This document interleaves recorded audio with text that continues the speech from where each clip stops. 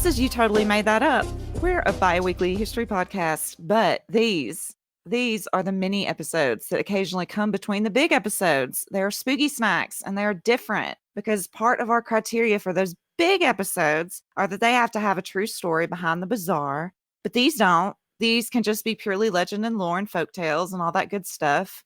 We don't really need any truth to them. The truth does sometimes sneak in, though, typically by way of your stories, because these bite-sized episodes can be based upon listener submissions of their personal, family, or hometown stories. So send those in. And we also take suggestions for topics you'd like to hear us discuss. And sometimes these are just weird, bizarre, whatever things that we want to talk about that aren't long enough for a regular episode. And that's the case today. We got a couple of winter-themed things for you. And if you want to holler at us with suggestions and share your own crazy stories, you will hear how to get in touch with us in the outro. Going to get our email address, all our socials, and we just love interacting with you guys. But first, before we get into our little stories that we've got for you, just a quick reminder.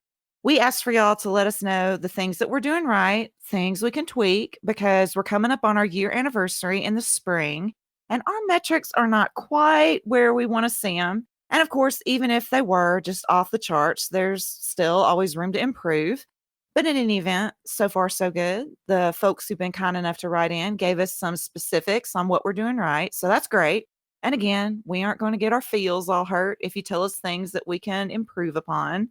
And don't forget that if you go to the blog and you click Ask, it'll take you to a little box where you can comment anonymously if you'd rather go that route than email or messaging on social media. All of this is true. And I'm Nash. And I'm Tiff.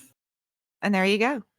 And Tiff, do tell, what wintry thing do you have for us? I have a delightful hag, and I'm very excited about her. I'm putting that on my CV. Delightful hag. Delightful hag. Yeah, I think that's fun.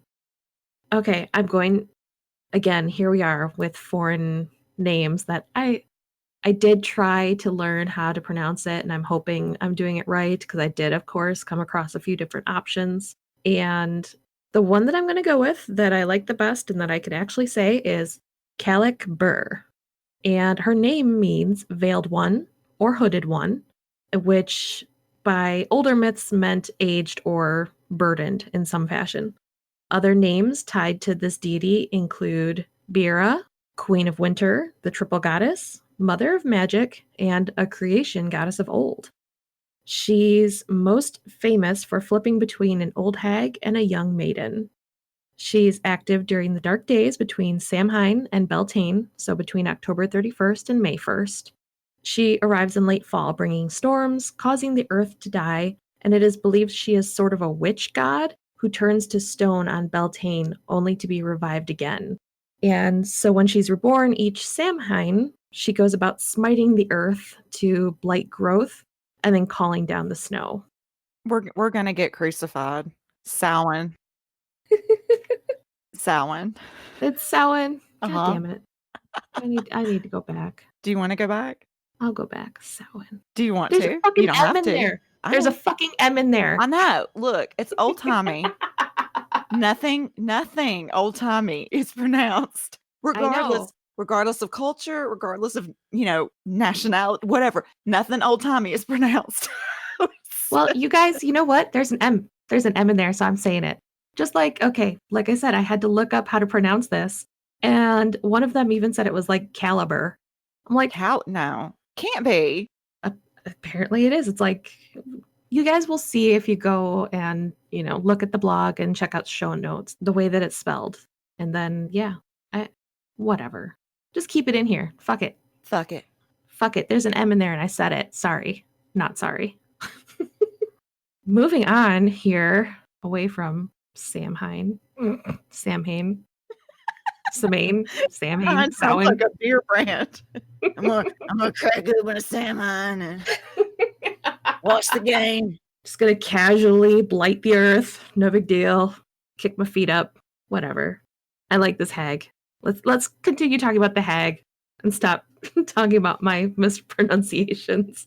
So there's some stories about her beauty, but the important part is that as an old woman, she's said to have one eye in the middle of her face, really nasty red teeth. She's got uncanny eyesight, which, yeah, I guess so. She's got extra eyes. All right. And then she's got matted hair. In some tales, she's called Hag of Hair or Hag of the Long Teeth. And she would choke hunters who killed pregnant animals in the wild woods. And another tale talks about how she would carry materials in a basket or her apron so that she could mold the land. And she's to blame for the rocky landscape of Ireland and Scotland. And she said that it's said that she dropped rocks from her basket or apron or threw them at men in anger. So, so much to aspire to. She just does not care. I mean, I don't know. I don't have the words.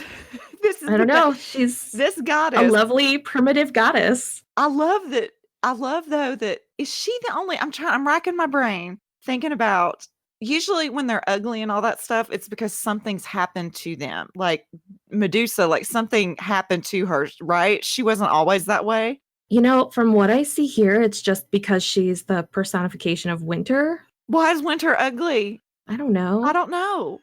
Anyway. I don't know. But she, in the Scottish Highlands, is the blue-faced hag who personified winter. And, you know, they say in the source that she is one of the clearest cases of a supernatural creature who was once a primitive goddess. And that she has a resemblance to the primitive form of the Greek goddess Artemis, basically. And she's featured in a lot of, well, I wouldn't say a lot of, but several myths about sovereigns. There's a poem from the 10th century that describes her as a frail old woman. She had gone into a nunnery, and she looks back on her life as being beloved of kings. But this is believed to be a Christian rewriting of a lot of the stories because the English had a habit of translating the word Calleach to mean nun. But the tales that she's apparently, you know, kind of reminiscing about, one of them is that King Arthur's contenders were asked to kiss or have intercourse with an old hag, and any who braved to do so soon discovered her to be a splendid young woman who bestows sovereignty on any men kind enough to oblige an old woman. To oblige, by the way. that's throw her a bone. Yeah. Hey, baby, you want to go oblige me? Oblige me hard, honey. Well, you know, they're taking one for the team, and then apparently they got something out of it. She's definitely not a MILF. I don't know if you guys got that from the Hag of the Long Teeth. Oh. Yeah. And there's a similar story about the Irish King Niall of the 9 Hostages, where basically they came across this hag, and only he and his brother Fergus were able to resist killing her for being so ugly. They kissed her and then, of course, were rewarded. Could you just imagine being like, nope, you're too ugly, you gotta die. What the fuck? Well, I got nothing. Niall and Fergus. Niall, Fergus, and the hag. Someone write that fan fiction. No, don't. Don't do it. Do not do that. Please don't do that. Spare us. Or if you do, please do not take it seriously. I did come across on one of the sources that there's like, I don't know, a poem or a little, I don't know if this would have been something that people would sing or just, like I said, a poem about it or part of the legend, you know, how people would tell stories kind of in this rhymey way, whatever. But it's, I am Calleach, the maker blue hag. My face is blue, my teeth are red, and I have only one eye. I am the winter queen. My name means dark of the sun. I am ruler of the little son of winter. But in my head, all I could hear is the fucking Chilly Willy theme song. Do you remember that cartoon? No. So it was from the Woody Woodpecker cartoon. Okay. And it's this little penguin, and I don't know. There's, you know, some contrived, you know, enemy for slapstick back and forth, whatever. But the little penguin had a little theme song. It was like, my name is Chilly Willy. I'm frozen through and through. My nose is cold and my tail is blue. Achoo. That's all I could think of with this fucking Hag of Winter is this little song. I have no comment. But thank you on behalf of everyone. I think we're better for it that we've heard the Chilly Willy song. Somebody else knows this. Somebody else has been familiar with Chili Willy and has that like permanently inside their head somewhere. Please, please make me feel better about this. So I don't know. That's my winter hag. She's gonna be my BFF. I'm gonna aspire to be like her. I've got new goals in life. Now, did you say, wait, she's got one eye or she's got a bunch of eyes? Just the one. No, she's got like regular eyes, but then she also has one in the middle of her forehead. Oh, got it. Okay, okay. Uh-huh. Yeah. So, the extra eye, the blue face, the red teeth, nasty ass swamp lady hair, I kind of love her. throwing rocks at people. She and who is the other one that we talked about with the Icelandic one? Yeah. Yeah, that's another spooky snack. I forget her name already, but they would have gotten along. Grilla. It was Grilla. Well, Grilla ate her husband. So, they both have that kind of freaking get out of here, assholes attitude. I do like that she punished hunters, the ones that specifically went after pregnant animals. I do like that. I do like that. Otherwise, little extreme. I do like that she managed to get laid on the reg. See, so there's a lesson there, guys. Have confidence. There's somebody out there for you. Doesn't matter. Yeah. You just got to exude confidence. Don't let your red teeth and the eye in the middle of your forehead and your nasty hair and your blue skin and if you know how to work with what you've got, then, you're good. Do what you can with what you have where you are. Gosh, so inspirational. I know, right? That's me. I'm inspiring. What's your winter beast or creature or what? I don't know. I don't know what you have planned for this. Okay, well, I'm going to talk to y'all about snowmen. And why Nash, you ask? You just talked about the granddaddy of them all, the abominable snowman. Why are you going to talk to us about snowmen again? Well, it's because in the midst of my searching for the abominable snowman stuff, the more episodes we do, the more often I'm just astonished how the most innocuous things have these weird ass backstories. This isn't technically falling into the supernatural paranormal stuff that we do, so it's not exactly spooky, but it definitely falls into the wacky area because who knew that there was a backstory to freaking snowmen? Like the ones you roll up in the yard? Oh, yes. Now, I have to read y'all the opening for the Wikipedia article on snowmen. A snowman is an anthropomorphic snow sculpture often built in regions with sufficient snowfall. Well, yeah. So far, so good, Wikipedia. Right. Congratulations. Yeah. You're knocking it out of the park. In many places, typical snowmen consist of 3 large snowballs of differing sizes with some additional accoutrement for facial and other features. Common accessories include branches for arms and a rudimentary smiley face with a carrot used for a nose. Clothing, such as a hat or scarf, may be included. Now, catch this sentence.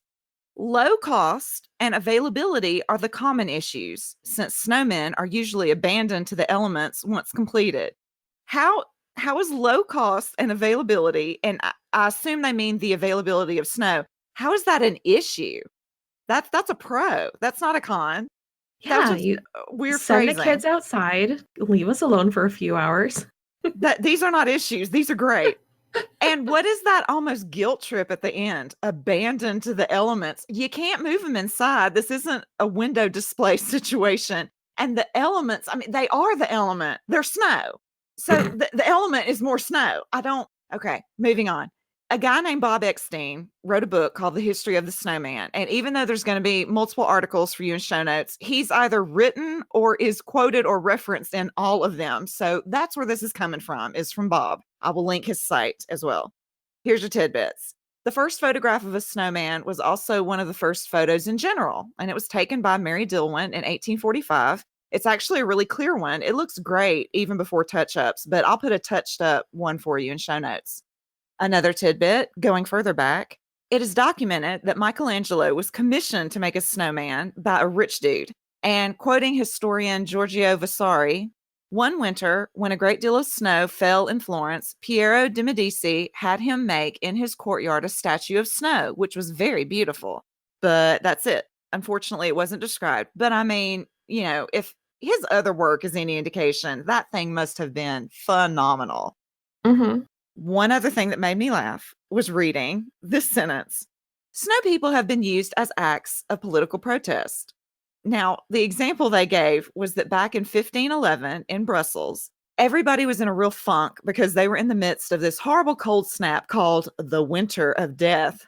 And so the government thinks, hey, let's have a winter festival. Let's celebrate the Winter of Death. Cheer everybody up. Here's what the people do in response. Quote, aspiring snow artists covered the city in pornographic snow sculptures, as well as graphic caricatures of prominent citizens. Specifically, quote, the Belgians rendered their anxieties into tangible, lifelike models, a defecating demon, a humiliated king, and women folk getting buggered 6 ways to Sunday. Besides your typical sexually graphic and politically riled caricatures, the Belgian snowmen, Eckstein discovered, were often parodies of folklore figures such as mermaids, unicorns, and village idiots. Wow. Okay. Way to go, Brussels. I cannot commend y'all enough. That is some serious kickback to a stupid government idea. That's beautiful. Oh my gosh. Here's the neatest thing, the one that intrigued me the most.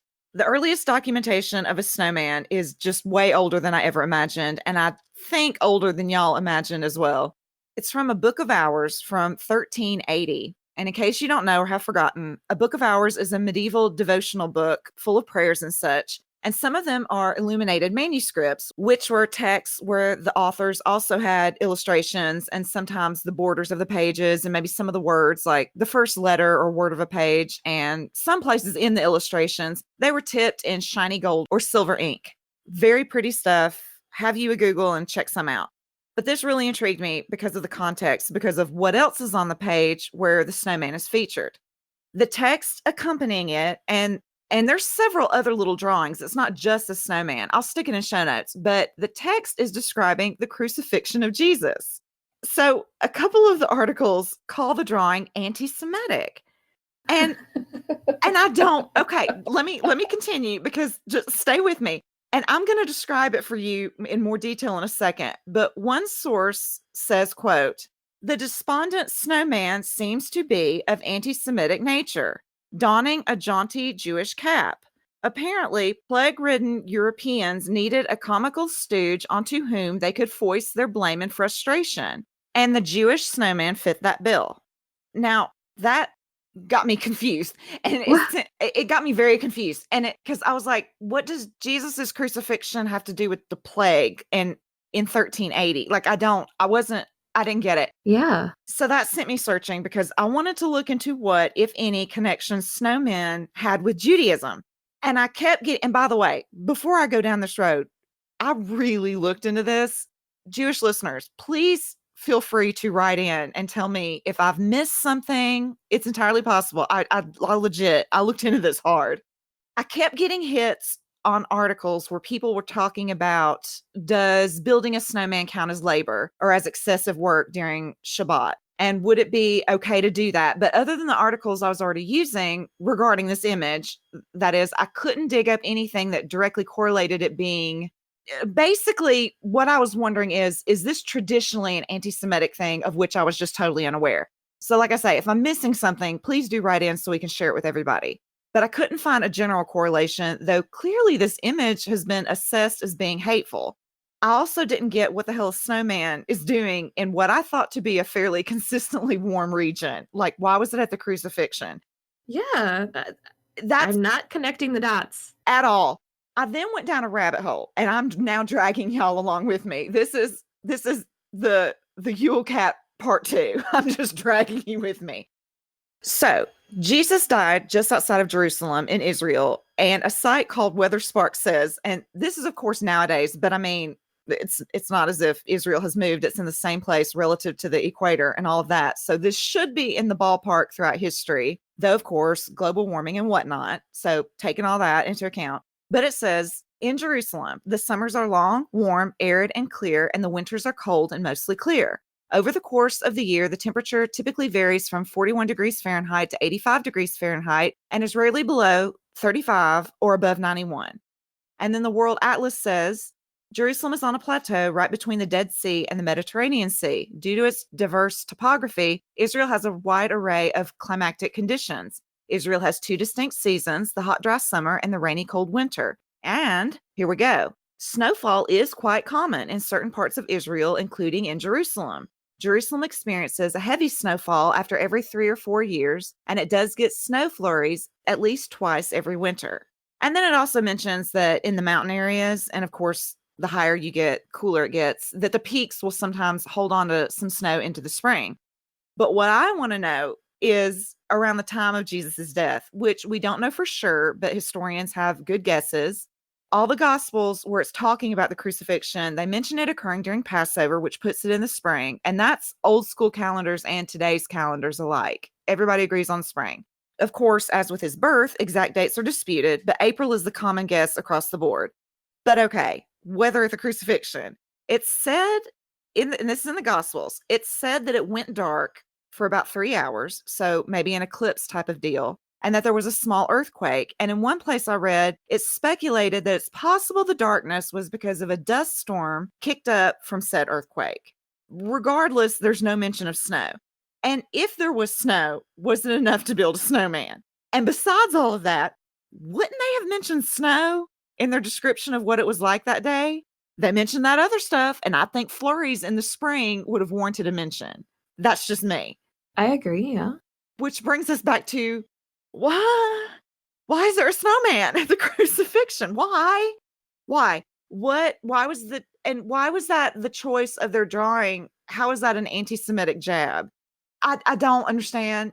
I don't get it. I've reached right here. We have found it. I have reached the limit of my knowledge on the topic of this snowman from this damn book. Having said all that, I really need to describe this snowman for you. Of course, there's going to be a picture of the manuscript in show notes, but this little sucker's interesting. Overall, it looks like you think. There's 3 globs of snow, one on top of the other, and the bottom one's the biggest.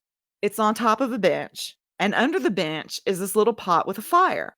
It's wearing a hat that's very toboggan-esque. You know, it's smaller as it goes up, and it has a little floofy ball on the end. It's got a hand. It's got a human hand. Just one. Just one. And there's no arm. There's just a hand sticking out of one side, palm up. And that top lump, well, it's got an actual human face. There's a mouth and a nose and eyes and a little raised eyebrow. And it's a side, yes, and it's a side profile. Also an option is that he's kind of looking over his shoulder all sexy. Now, who's to say? I don't know. The bottom 2 lumps, they are pretty lumpy at first glance. At that middle section, you're going to think, does that snowman have boobs? And boy, howdy, is it a pair.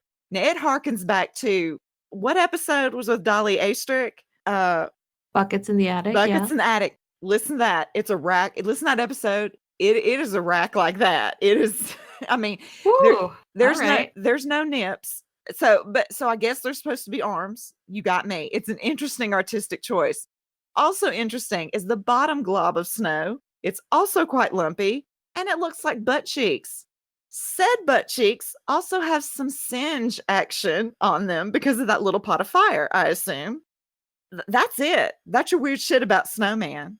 It sounds like it was graffitied by some, like, teenager. I just don't. It is the most random. When you see this page, the page looks like every other page of a manuscript of this ilk. There's, illustrations on the side, and then there's Snowman. Slowly being melted. Slightly lumpy, melted, singed with a human hand. Don't like that. Mm-mm. It's bizarre. So again, I'm not getting, I don't get it. I don't get any of it. No, just no. There's the connection is just not. I'm not getting why the Knights of the Round Table are boning a hag. I'm not getting why lumpy ass snowman was at the crucifixion. I'm so confused. It's gonna change how I look at Easter. Oh my God. I hope we've left all of you as confused as we are. And that's it. That's the spooky snack. Go outside and build yourself a hag, man. And summon some delightful winter beast. I don't know. Maybe you'll draw in a yeti. Oh no, it's a bear. They're bears. I told you. I done told you. I told you and I told them. They're bears. Also, let us aspire to the level of Brussels. That level of snow sculpturing is just chef's kiss. That is some Mhm. serious that's how you protest, man. You know, I'm sure you could find a few things like that on college campuses if you go around right now, if they've got enough snow. You know, definitely some phallic works of art. I mean, I know every once in a while you'll see, you know, those deer that people put out in their yards, like the reindeer, Uh-huh. where it looks like they'll move them so it looks like one's mounting the other. That's always good times. You have an interesting neighborhood. But Brussels, one more time.